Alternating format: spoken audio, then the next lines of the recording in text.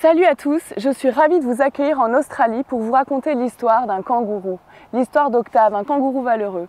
Alors ce soir je suis dans le bush, le soleil est tombé, mais alors il commence à y avoir des moustiques, c'est terrible, donc je ne vais pas pouvoir raconter mon histoire pendant très longtemps. Mais en tout cas ce que je suis contente de vous présenter, c'est le fameux kangourou dont je vous parle. Il est énorme, il est juste derrière moi, regardez-le, il nous regarde. Et il est assez impressionnant parce qu'il a une musculature quand même imposante. Alors je vais raconter le début de l'histoire et puis après je pense que je vais partir parce que je commence à me faire dévorer par les moustiques. C'est parti, le kangourou valeureux. Bonjour, je m'appelle Octave, je suis un kangourou. J'ai 13 ans et je vais vous raconter mon histoire. Je vis en Australie avec mon frère, ma sœur et mes parents. Je suis le plus jeune de la fratrie et je le dis tout bas, le plus chouchouté aussi. Nous habitons plus exactement le petit village de Yarloop, à 120 km de Perth, à l'ouest du pays. Plus communément, lorsque l'on me demande où j'habite, je réponds le bush australien. Et oui, nous vivons en pleine forêt, dans des zones reculées loin de toute habitation. Nous avons la paix. C'est un endroit où il fait extrêmement chaud l'été et où peu de gens osent s'aventurer. Pourtant ici, c'est le paradis pour les animaux sauvages comme nous. Les espaces sont immenses, la mer est proche, le soleil brille la majeure partie de l'année et nous sommes très peu querellés par les hommes car ils ont peur de nous. Nous nous considérons au même titre que l'éléphant d'Afrique comme les rois de la nature du bush australien. C'est un peu prétentieux, je le sais bien. Pour autant, la vie ici n'est pas toujours facile. En effet, il arrive que Dame Nature nous joue de temps à autre de mauvais tours et nous supportons régulièrement ses caprices à l'arrivée de l'été.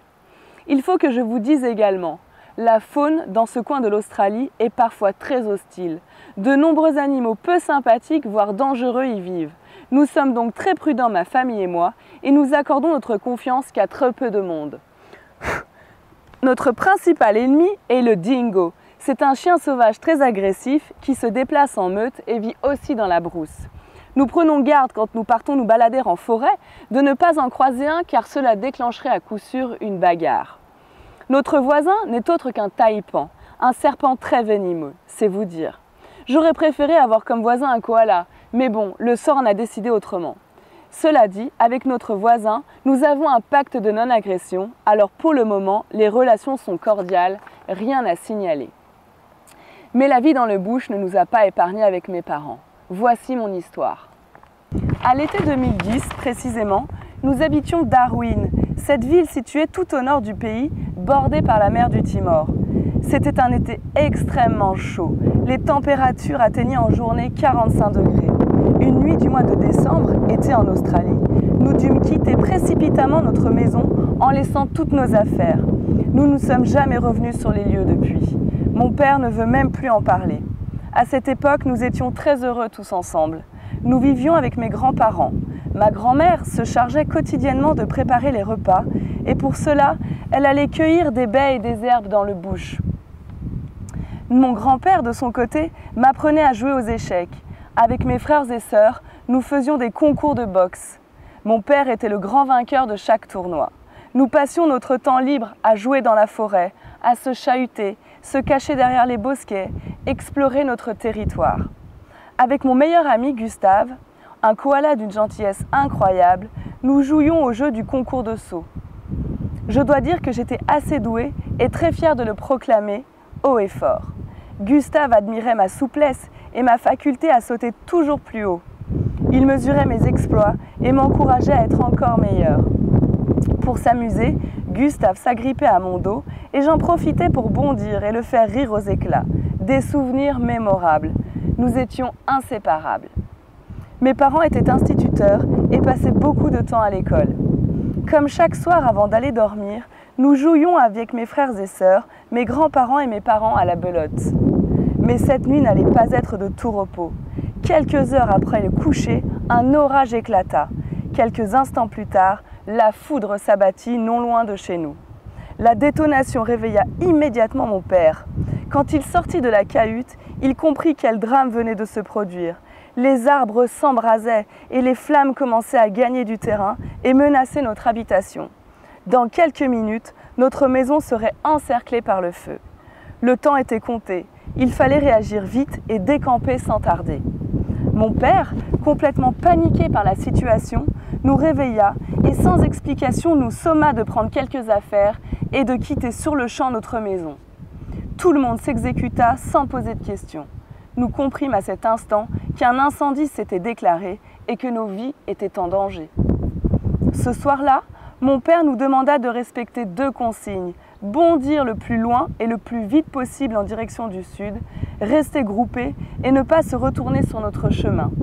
Il nous indiqua qu'il serait devant pour nous guider et qu'il ne fallait en aucun cas perdre sa trace au risque de périr dans les flammes. Nous respectâmes ces consignes à la lettre. Quand nous partîmes, nous vîmes sur le chemin des centaines d'animaux fuir. Nous assistions impuissants à un exode massif d'animaux. Des familles entières de kangourous cavalaient. Les serpents étaient sortis de leur nid et rampaient à vive allure sur le sol. Les dingos hurlaient à la mort et couraient sans s'arrêter. Et puis surtout, je me souviens d'une famille de koalas qui était complètement tétanisée par le feu.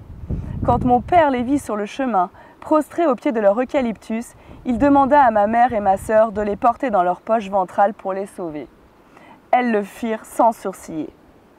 La mère et les 2 enfants koalas acceptèrent notre aide avec le plus grand soulagement, conscients que sinon, ils étaient condamnés à mourir à cause de leur lente motricité. Vous savez, l'Australie est régulièrement en proie à de graves incendies de forêt qui provoquent des dégâts considérables, ravagent des hectares de forêt, tuent dans le même temps de nombreux animaux qui n'arrivent pas à échapper aux flammes. C'est un vrai drame pour nous, habitants de la brousse. Au bout de 4 heures de courses effrénées, nous avions parcouru de nombreux kilomètres, mais nous n'étions pas pour autant sauvés. Le voyage vers le sud n'était pas terminé. L'incendie continuait de se propager et nous devions continuer d'avancer. Ma grand-mère commençait en raison de son grand âge à fatiguer. Mon grand-père était inquiet de la voir s'essouffler. Nous commencions à les distancer dans la nuit. Quand je me retournais pour m'assurer qu'ils suivaient, mon grand-père m'encourageait à poursuivre et à ne pas me préoccuper de leur sort. Il me dit que je devais sauver ma peau et celle de mes frères et sœurs et que je ne devais pas m'inquiéter pour eux. Mon grand-père me confia dans la panique une trousse de secours que je devais remettre à mon père. Je lui remis dès que je le vis. Plus tard, lorsque mon père se retourna à son tour pour être certain que la tribu était au complet et que tout le monde suivait, il constata que ses parents n'étaient plus là.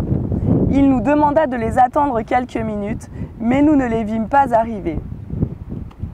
Mon père décréta que nous ne pouvions pas attendre plus longtemps.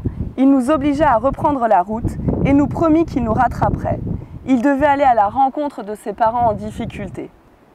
Quand il nous retrouvera après de longues heures de trajet, il arriva seul et nous informa que ses parents avaient péri dans les flammes, qu'il était arrivé trop tard pour les secourir et qu'ils avaient été asphyxiés par les fumées toxiques dégagées par le feu. Cet incendie avait été fatal pour eux. Ce fut un drame pour notre famille. Mon père se mit à pleurer et nous aussi. Nous étions inconsolables et infiniment tristes. Nous avions quelques heures de répit avant de reprendre la route en direction du sud. Ma mère repéra un étang au loin pour nous abreuver et faire notre toilette. Nous nous y rendîmes. L'humeur était au recueillement. Nous pensions au drame qui venait de se produire et étions très malheureux.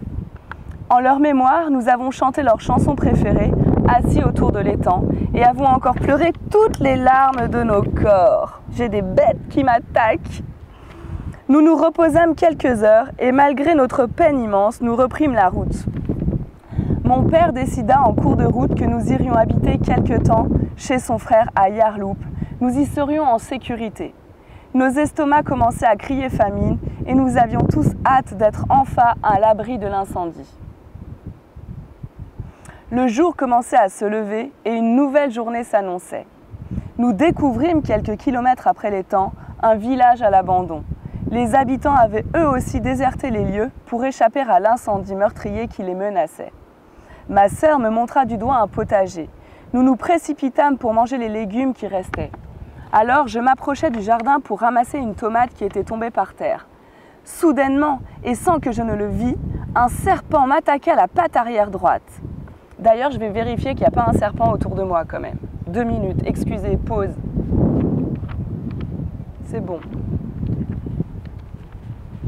Sa morsure fut tellement douloureuse que je me mis à hurler comme jamais en appelant au secours. Mes parents arrivèrent à la rescousse et identifièrent rapidement la morsure du reptile. Je sus leur dire qu'un mamba noir m'avait attaqué, le serpent le plus venimeux au monde. Quelle catastrophe! Très vite, je me suis sentie mal. Mon corps passait du chaud au froid en un claquement de doigts. Des gouttes de sueur perlaient le long de mon visage. Je respirais difficilement. Le venin agissait sur moi comme un paralysant fulgurant. À cet instant, j'ai cru que ma vie allait s'arrêter là. L'horreur absolue. Mon père se mit immédiatement à chercher la trousse de secours que je lui avais remise, mais impossible de remettre la patte dessus.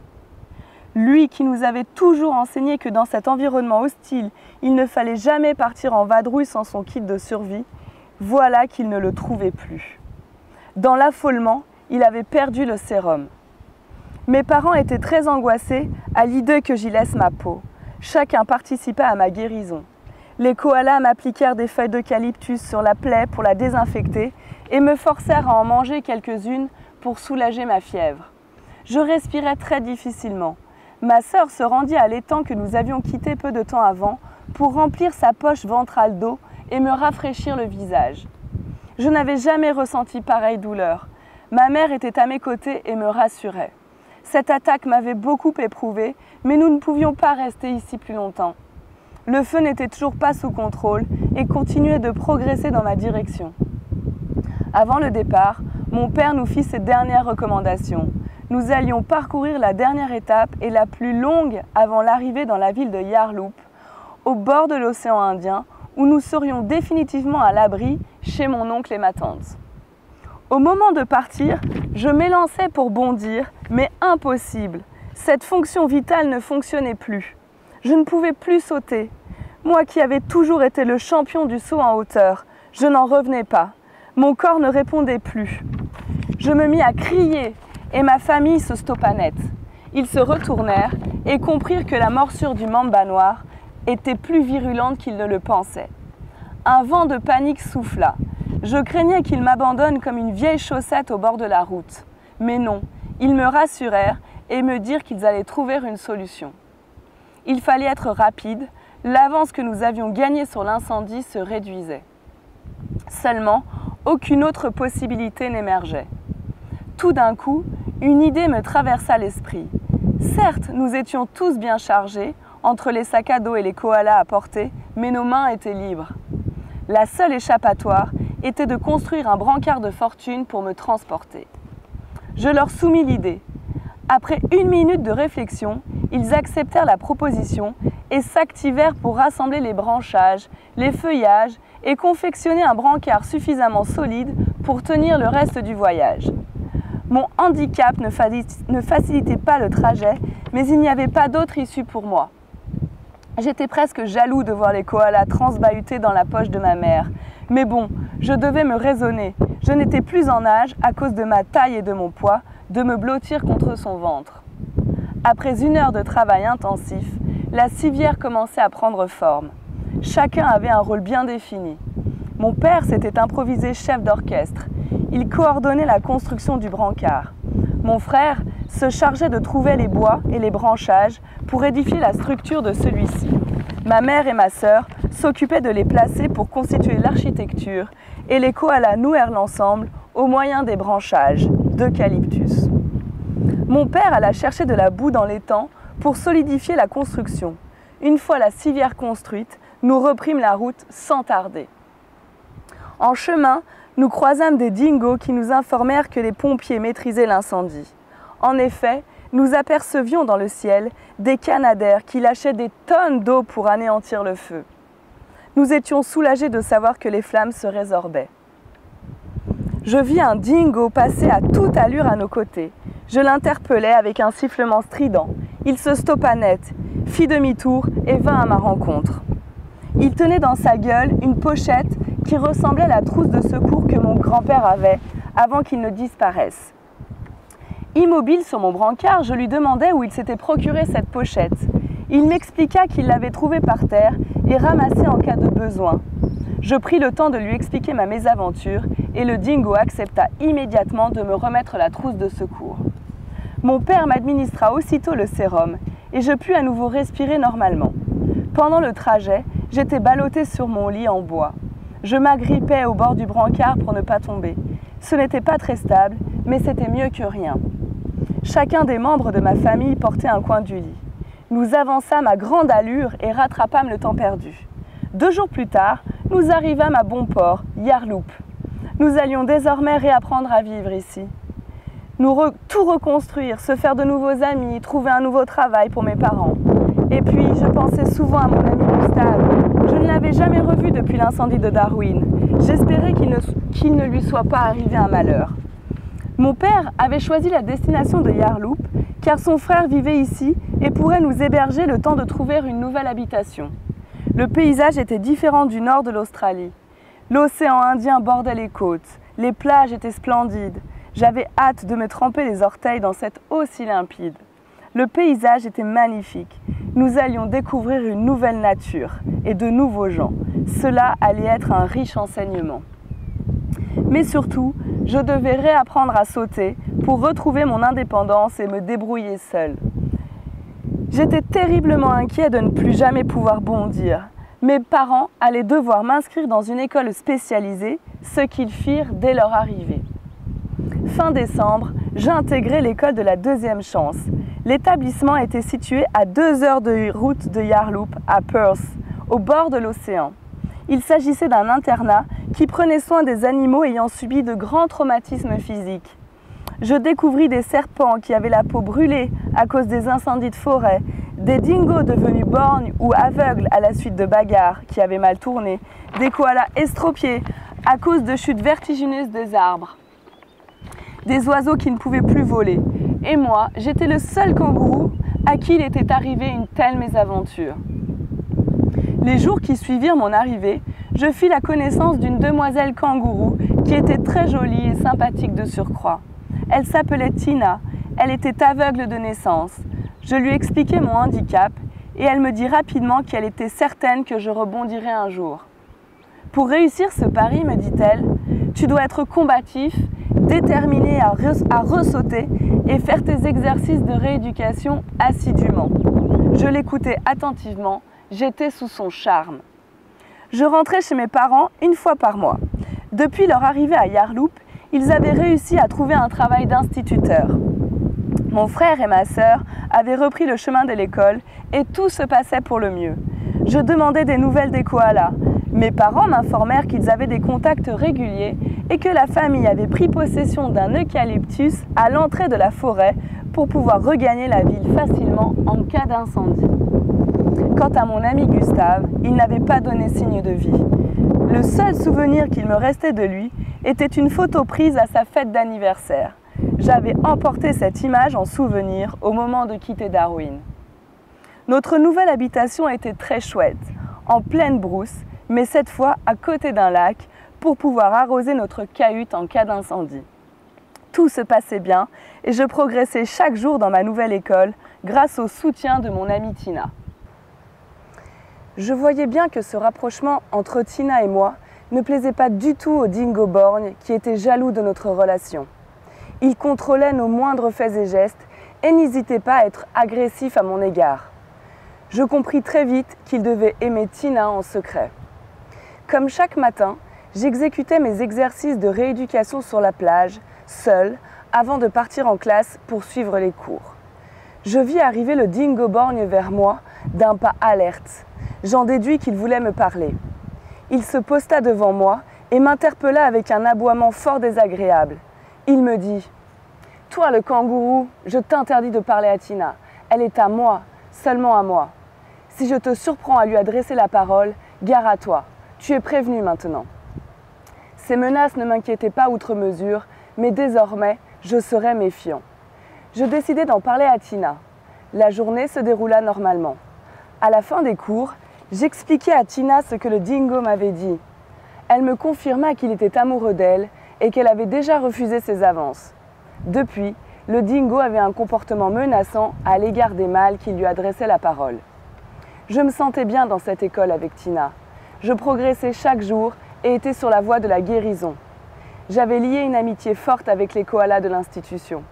Je leur expliquais le drame vécu, que lors de l'incendie, avec ma famille, nous avons sauvé une famille de 3 koalas. Je leur appris également que mon meilleur ami était un koala, mais que j'avais perdu sa trace depuis le départ de Darwin. Les koalas furent émus par mon récit et demandèrent le prénom de mon ami. Je leur livrai toutes les informations nécessaires pour qu'ils m'aident à le retrouver. Le jour même, ils sollicitèrent leur réseau partout dans le pays. De bouche à oreille, les koalas du pays se mobilisèrent pour retrouver Gustave. Ils placardèrent des affiches avec sa photo partout sur le territoire. Gustave était devenu le koala le plus populaire d'Australie. Au bas de l'affiche, on pouvait lire « Si vous apercevez ce koala, contactez l'école de la deuxième chance à Perth. » Son ami Octave attend de ses nouvelles avec impatience. En plus, Gustave était parfaitement identifiable car il avait une particularité physique qui le distinguait des autres koalas. Il avait le pelage blanc, blanc comme neige. En cela, il pouvait être repéré très facilement. Les recherches avançaient et l'école recevait de nombreux appels. Mais pour le moment, aucun contact permettant de certifier que Gustave était vivant. Le lendemain, nous décidâmes avec Tina d'aller à la plage nous baigner et prendre un bain de soleil assis sur le sable à contempler la mer et regarder les avions voler dans le ciel. C'était jour de repos pour les élèves qui avaient quartier libre. La complicité entre nous grandissait de jour en jour, mais le dingo n'entendait pas me laisser séduire Tina. Il ne supportait pas notre idylle naissante. Le dingo nous avait vus nous rendre à la plage. Il nous avait suivis et nous épiait discrètement. En plus, il nous observait. Et plus il nous observait, moins il supportait l'idée que Tina puisse tomber amoureuse de moi. La scène lui devint si insupportable à regarder qu'il se mit subitement à courir sur la plage dans ma direction. Il arriva à vive allure et m'attaqua par derrière, me mordant la nuque. Je me redressai d'un coup, me retournai et vis le dingo immobile devant moi, les crocs apparents. L'animal cherchait le combat et voulait se mesurer à moi. J'attrapais mon adversaire par les pattes avant, puis le traînais dans le sable de toutes mes forces. Pourtant affaibli physiquement, je n'étais pas au top de ma forme pour me défendre. Mais il était hors de question que la victoire revienne au dingo. Je devais défendre mon honneur et celui de Tina. Alors, je concentrais toute mon énergie pour me battre et me protéger des cruelles morsures du borgne. Je boxais avec mes poings, avec mes pattes et je déployais une telle force que je réussis à porter le dingo jusqu'à la mer et à le jeter à l'eau. Tina était effrayée par la scène qui se déroulait devant elle. Elle devinait que la bataille était musclée, mais non-voyante, elle ne pouvait qu'imaginer la violence de l'affrontement. Elle tenta de s'interposer entre nous sans y parvenir. Alors, elle se mit à pleurer en attendant la fin de la rixe. Une fois le dingo dans l'eau, je lui appuyai sur la tête pour le noyer. Le dingo ne savait pas nager et je profitais de cette occasion pour lui donner une bonne leçon. Il était certain que s'il perdait la bataille, il nous laisserait tranquilles. Le dingo avait du mal à respirer, alors j'estimais qu'il avait eu suffisamment peur et décidai de le laisser partir. Avant de le relâcher, je susurrai à son oreille de ne plus jamais recommencer. Le dingo baissa les oreilles et s'éloigna penaud de la plage, la queue basse. Quand je retrouvai Tina, je la pris dans mes bras en criant « Hurrah, hurrah ! J'ai remporté la bataille et maintenant il nous fichera la paix celui-là. » Nous étions heureux, tellement heureux que nous nous mîmes à bondir sans nous arrêter. Alors le miracle se produisit. Je pouvais à nouveau sauter, j'étais guérie. Ce fut un moment merveilleux et cerise sur le gâteau, je partageais cette victoire avec Tina. J'étais comblée. Désormais, plus rien ne pouvait m'arrêter. L'amour m'avait donné des ailes.